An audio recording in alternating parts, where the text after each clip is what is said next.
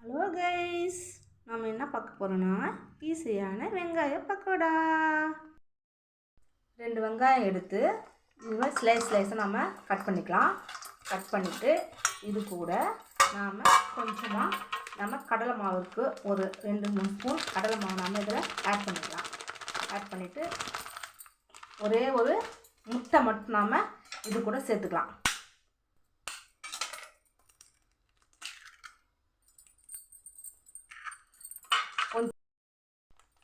ஒரு 1/2 ஸ்பூன் மிளகா பொடி போட்டுக்கலாம். போட்டுட்டு கொஞ்சமாக நமக்கு தேவையான அளவு சால்ட்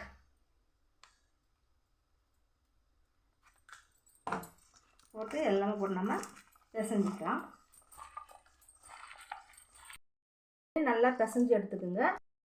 ஆயிலில் நாம் போட்டு எடுத்துடலாம். ப்ரௌன் கலரில் ஃப்ரை ஆன உடனே இந்த மாதிரி ஃப்ரை ஆன உடனே நாம் பிளேட்டுக்கு மாற்றிடலாம். Please onion pakoda ready.